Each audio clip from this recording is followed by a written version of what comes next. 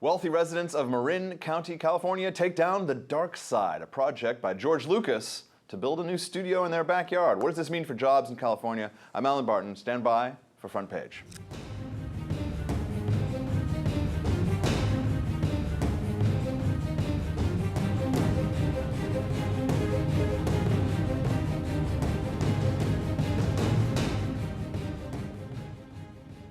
Joining me in studio, Don Watkins, a fellow at the Ayn Rand Center for Individual Rights, and Terry Jones, associate editor for Investors Business Daily. All right, Terry, so we have this sort of, the Marin County Board of Supervisors had approved this project. I guess it's a couple hundred thousand square feet, 300,000 square feet, something, a significant sized building for digital production. And the Board of Supervisors okayed it unanimously. Yeah.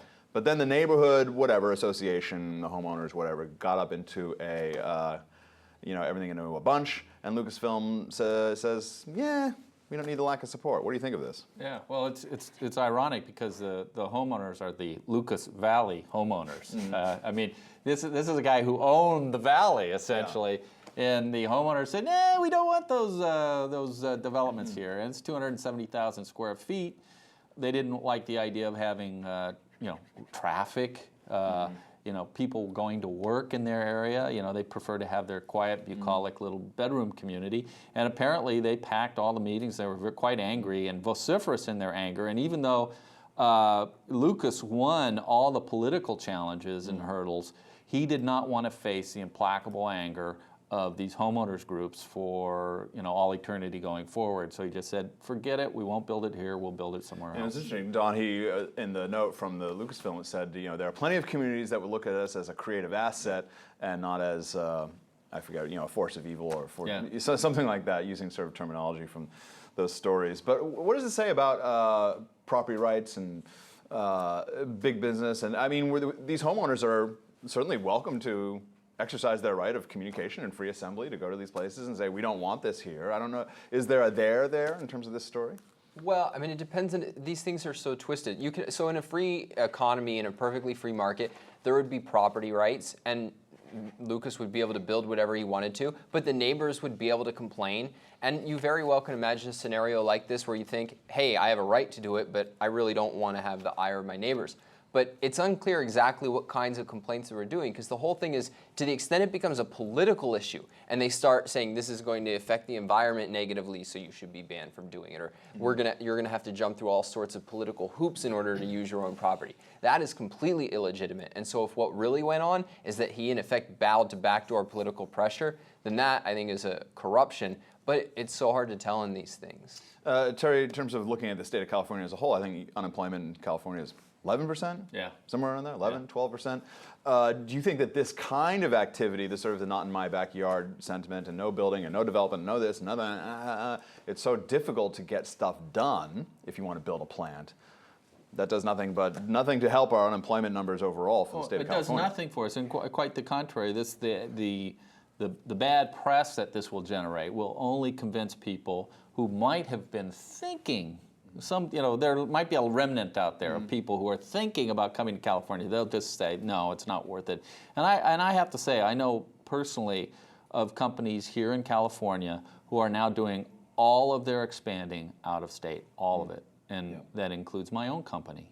We can't afford to because California, County of Los Angeles, any number of local political jurisdictions have made it quite clear they do not want growth.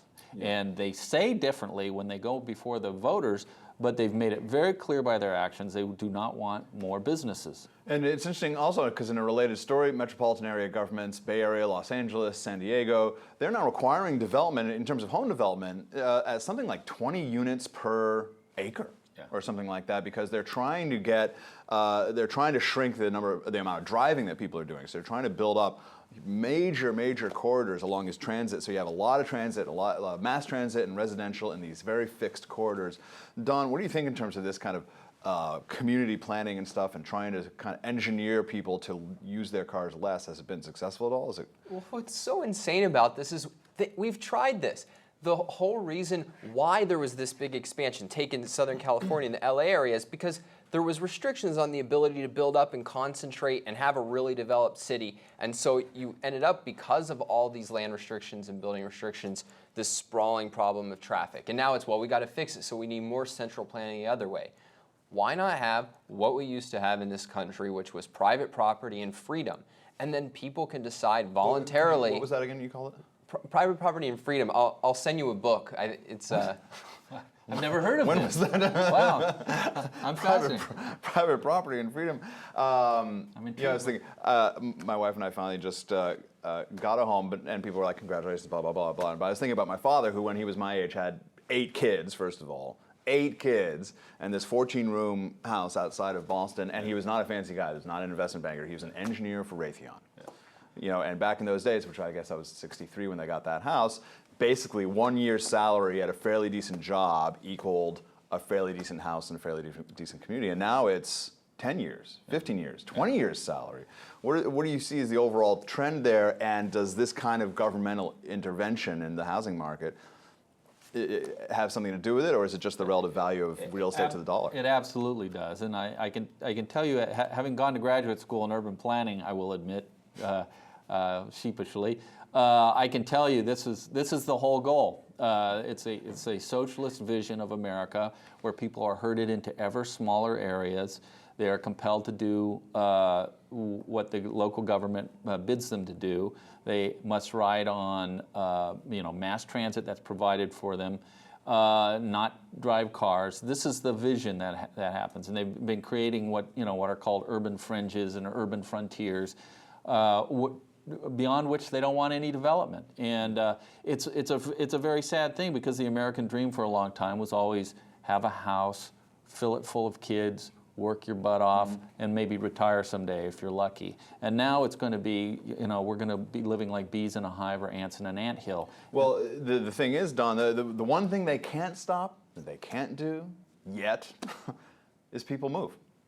People who have young children are moving out of the state of California. They can't deal with it, and they'll move somewhere where they can get a house and an acre of land and a decent public school, and with more and more business being done where it doesn't necessarily, unless you have brick or mortar and you've got customers coming in that are local, like my business, where we teach actors, so we got to be in Los Angeles.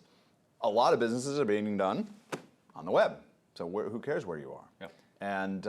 And so you can move wherever you want. That's the one thing California can't stop, and the more people leave, the more they're going to face a reckoning, don't you think? Well, I think all these stories that we've talked about illustrate a general point, which is people really take production for granted. They take our standard of living for granted. They don't ask what makes it possible. And I think show after show, what we keep talking about is different elements of what make it possible. But ultimately, the fundamentals are the same. Individual rights, limited government, economic freedom, and a sane government. And we just don't have that today. All right, gentlemen, thank you very much. For Don and Terry, I'm Alan Barton, and you've been watching Front Page.